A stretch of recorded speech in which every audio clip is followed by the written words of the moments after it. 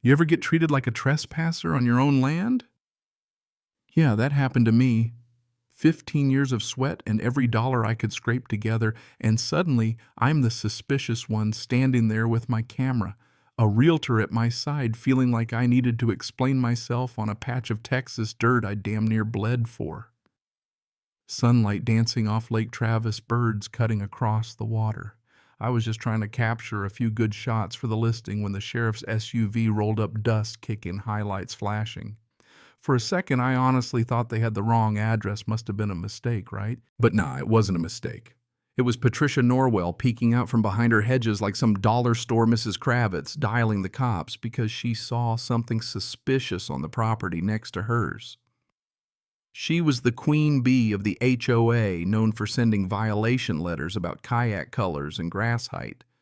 She once wrote up a neighbor for leaving a kid's tricycle out overnight. I knew it was her before the deputies even stepped out. "Afternoon, sir. We got a call about suspicious activity here," one deputy said, tone official but a little embarrassed.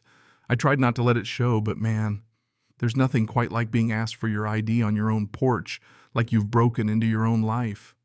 My realtor, Samantha, clutched her folder so tight I thought she might snap the pin in half. I handed over my license-matching address and all and waited while they ran my info. Patricia watched from across the lake, arms folded, a little smirk on her face. They cleared me, of course they did, but that sting didn't fade just because the deputy said sorry. That day, as the dust settled and Patricia vanished back behind her door, I made myself a promise she wasn't getting the last word. I sat on my porch that night, looking at the same lake I'd poured myself into for years, and replayed the whole thing. It wasn't just an interruption. It was an insult, a public gut punch after all the work I'd done. This ranch had been a dream one I'd chased since I was a kid, watching my single mom patch together rent in Lubbock, swearing that if I ever made it, I'd own land. Not just a cookie-cutter lot, but a real place, water and trees, something you could feel in your bones. I found this place a mess.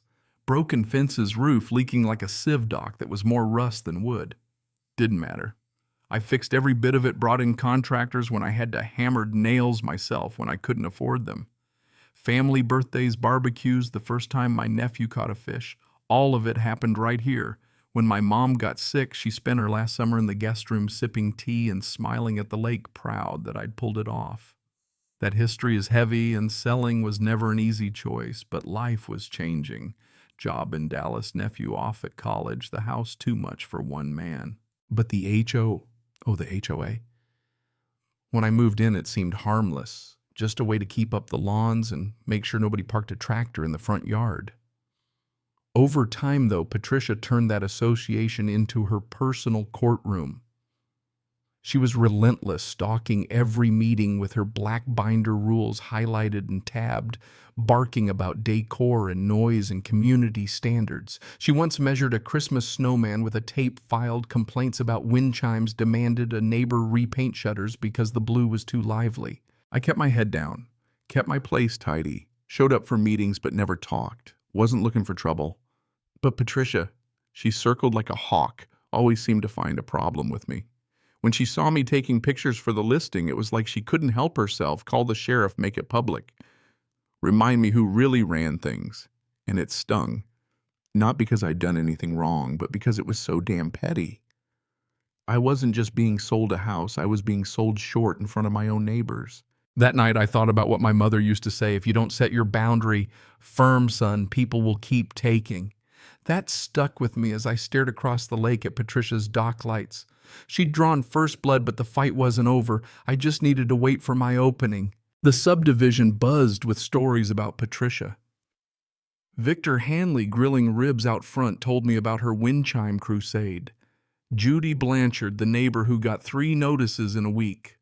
One for a ladder, one for a bin one, because her grandkids' chalk drawings were too close to the curb.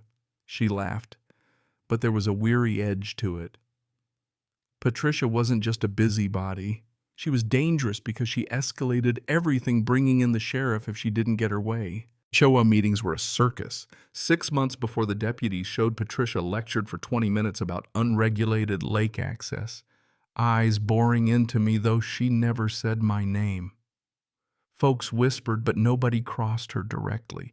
She thrived on confrontation, would grind you down with energy alone.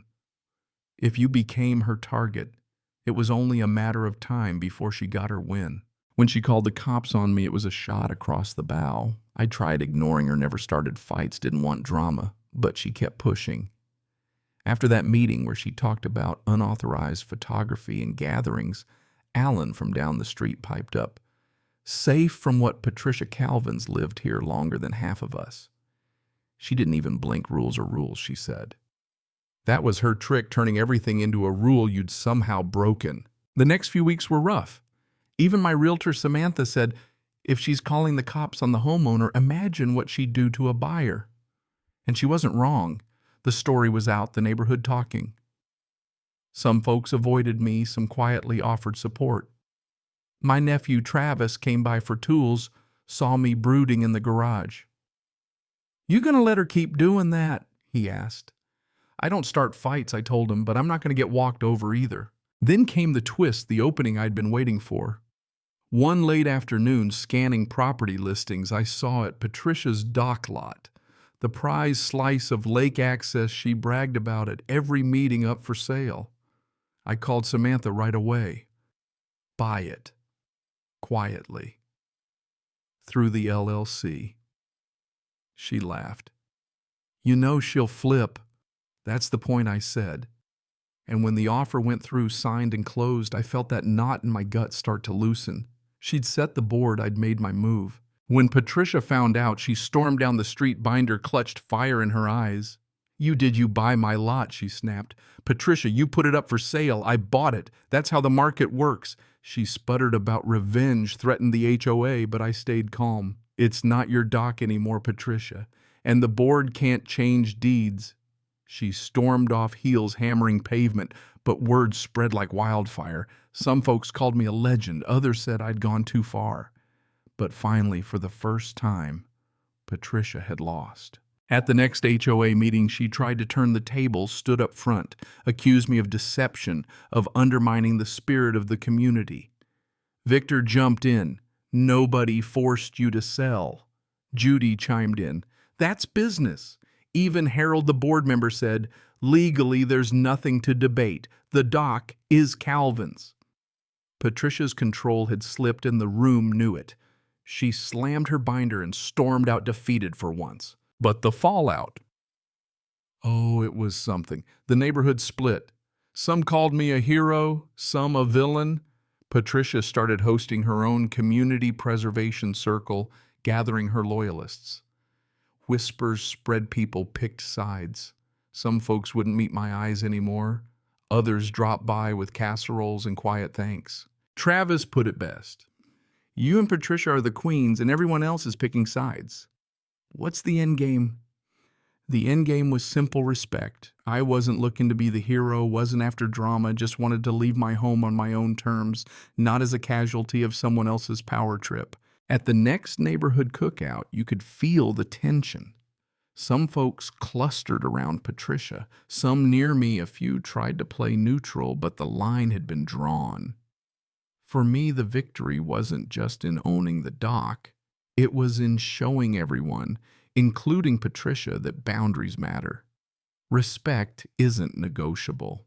Eventually, I listed the ranch for sale, sat on the porch with Victor and Judy Lake shimmering under the moon, and we toasted not to revenge, but to standing your ground. Patricia still watched from across the water binder, never far from reach. But she'd never forget what happened. The whole neighborhood saw it. Power isn't absolute, control has its limits. So what's the takeaway here? Stand your ground. Don't let someone else decide your worth. Not with rules, not with intimidation, not even with a sheriff's badge. Pick your moment, make it count, and remember, respect is a two-way street. Sometimes the strongest message is the quietest move, the one that says, without a single shout, "You don't get to write my story for me." If you've ever had a Patricia in your life, let this be a reminder. Patience is power, and your dignity is never up for negotiation. Let me know in the comments, what would you have done?